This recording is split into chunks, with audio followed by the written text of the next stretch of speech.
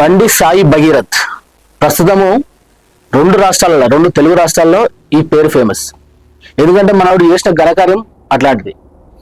ఈరోజు మన ఈ పెద్ద మనిషిని చెర్లపల్లి జైలు నుంచి పోలీస్ కస్టడీకి కోర్టు అనుమతి ఇచ్చింది. దాంతో ఈరోజు కొద్దిసేపటి తర్వాత పోలీసులు వీళ్ళు కస్టడీకి తీసుకొని 3 రోజుల పాటు అంటే శుక్రవారం ఈవినింగ్ 5 o'clock వరకు ఇతన్ని విచారిస్తారు. మరి ఈ విచారణలో సారు సహకరించడా అనేది పోలీసులకు ఆయనకే తెలియాలి.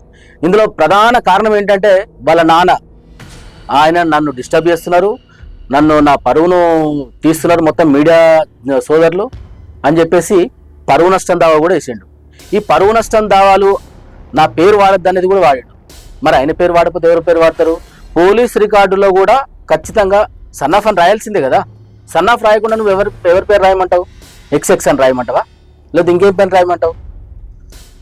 నీ కొడుకు తప్పు చేస్తే నీ పేరు మాత్రం బయటికి రావద్దు. ఏ మీడియా వాళ్ళు నీ పేరు వాడద్దు. ఎందుకు వాడద్దండి? మీరు సెంట్రల్కి డిప్యూటీ హోమ్ మినిస్టర్గా ఉన్నారు. అదే సామాన్యమైన పోస్ట్ ఏం కాదు అది. అయినా కూడా మీ పేరు వాడద్దు, నా పరువుకు నష్టం కలుగుతుంది అన్నారు. మరి అమ్మాయి ఫ్యామిలీ ఇబ్బంది పడట్లేదా? అమ్మాయి ఫ్యామిలీ వాళ్ళు నష్టపోలేదా? వాళ్ళ పరువుకు నష్టం బాటిలో లేదా? మీరు ఎందుకు దీన్ని ఇంత ఒత్తి పట్టి దీన్ని కోర్టు ఆశ్రయిస్తున్నారంటే మీకు అధికారం ఉన్నది కాబట్టి మీరు ఏమైనా చేయొచ్చు అనుకుంటున్నారా?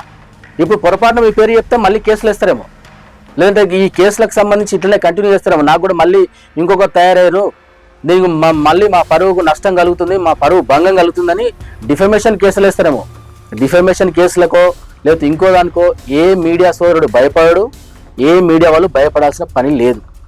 తప్పు చేసింది మీ కొడుకు.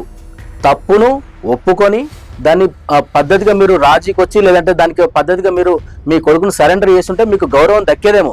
మీ గౌరవం పోవడానికి ప్రధాన కారణం మీరే, ఎవరో కాదు. మీరేదో మేనేజ్ చేద్దాం అనుకున్నారు కొన్ని సంస్థలు చేసిరు కూడా. కానీ మిగిలిన సంస్థలు సోషల్ మీడియాలో ఊకుంటాయా? ఏది ఊకోదు. అన్నీ మొత్తం విప్పి బయట పెట్టినాయి మీ వ్యవహారాలు. సో ఈరోజు ఈ బండి సాయి భగీరథ్ కస్టడీకి తీసుకున్న తర్వాత మళ్ళీ నాకు తెలియదు, మర్చిపోయా, గుర్తులేదు అంటే మాత్రం నడవదు. ఖచ్చితంగా పోలీసులు సరైన ఇన్వెస్టిగేషన్ చేయాల్సిందే. అతను ఏం చేశాడు, ఏ నేరం చేశాడు అని చెప్పేసి శిక్ష పడాల్సిందే.